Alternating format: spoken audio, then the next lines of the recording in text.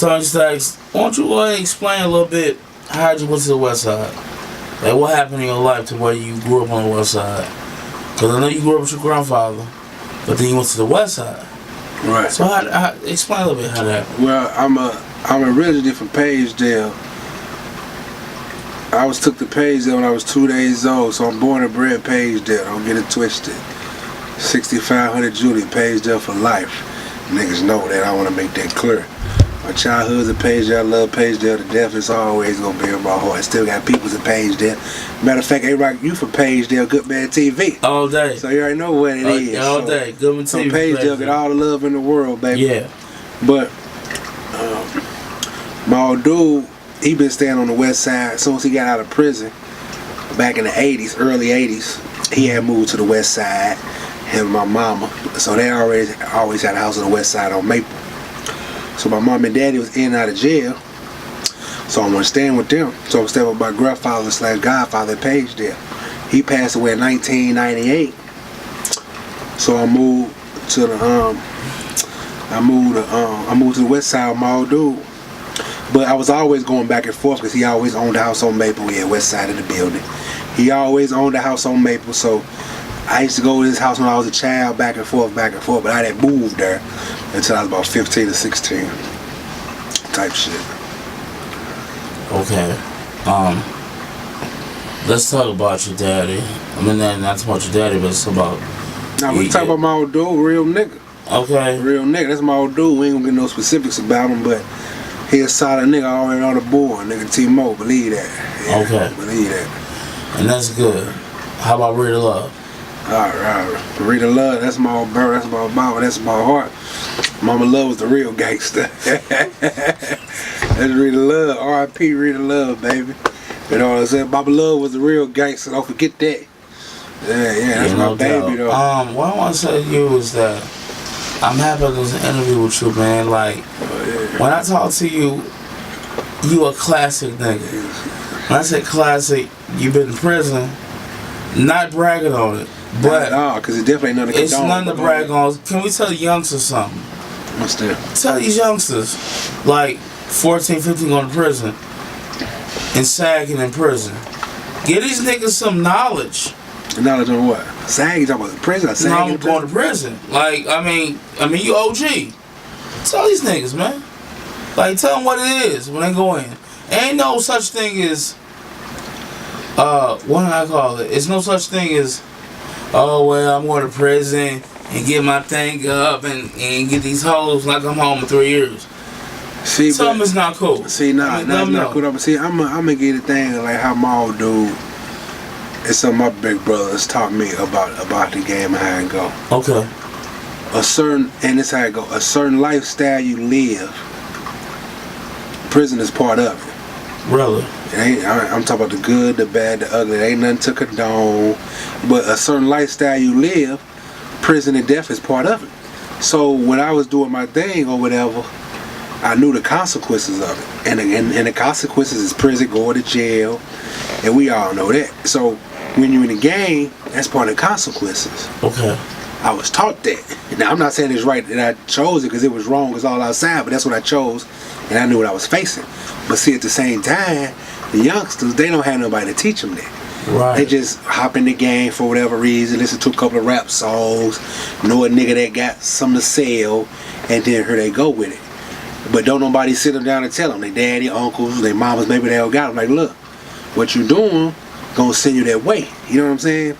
And I'm gonna tell you something that my old dude told me that I tripped off of. You know what I'm saying? He told me when he was younger and he was doing his thing, he said, I'm gonna do what I'm gonna do, and I know I'm gonna go to jail. But that's what I'm ready for. I know what I'm doing, and I know I'm going to jail, but I'm gonna be ready for that. These niggas these days, they ain't ready for that. Okay, so when he told you that, when you did what you did, was you ready for it? Was you prepared, or you thought you'd never be touched? I'm gonna be honest with you. I wasn't ready for it, but I knew that was part of it. You know what I'm saying? And what I mean, yeah, then right, I had to accept it. And when I mean I wasn't ready, I'm not talking about like financially ready or physically ready. fuck all that. It's mentally ready. Yeah. You know what I'm saying? Cause your whole world is turned upside down. One minute you're on the streets with your family, eating good, messing with women, doing whatever you do. Then the next day you in a cell with a whole nother nigga. So I'm just saying, mentally that'll fuck you up. Shit, it will. You know what I'm saying? Because that's how the game go. So, and some niggas don't want to leave that because they be on the streets doing their thing, and then they go to jail. Now it's like, damn, I'm in jail. I don't want to be here. So what I gotta do to get out of here? And we all know what that lead to. But I ain't gonna lie, I ain't want to go. But hey, it was part of the lifestyle. So shit is what it is. Yeah. And by the grace of God, and Jesus Christ is on His Son, I was able to survive it and maneuver my way through it. Right. Yeah. So, I mean, how was it like the first day? Give me the first day. Going into the cell. I'm gonna get the first day. I'm gonna get the first day in the date, July 8th, 2010.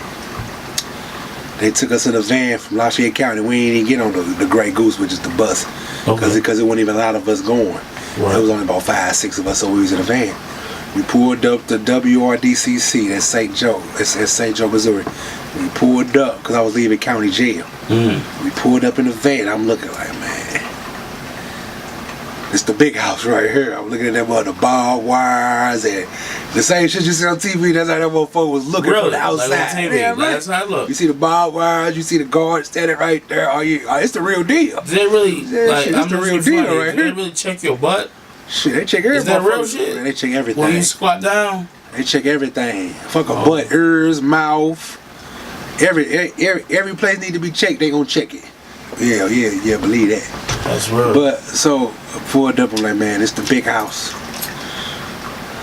So we get out the van, we going in. They make us take all our clothes off. You know what I'm saying? Give us some of the boxes. So we ain't got that this time, but our boxes on. Okay. So they take us in the some of the room. They take us in, make us take everything off.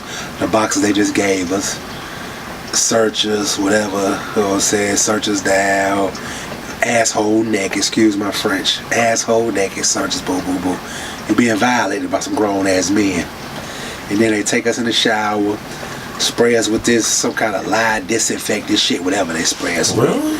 Yeah, because you know motherfuckers got bugs on them, shit you was using them on motherfucking living, so they spray this shit on you. And then you rinse it off just to get all of us.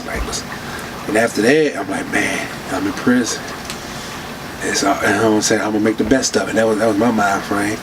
God with me, my family on the outside with me, Jesus with me, I'll make the best of it.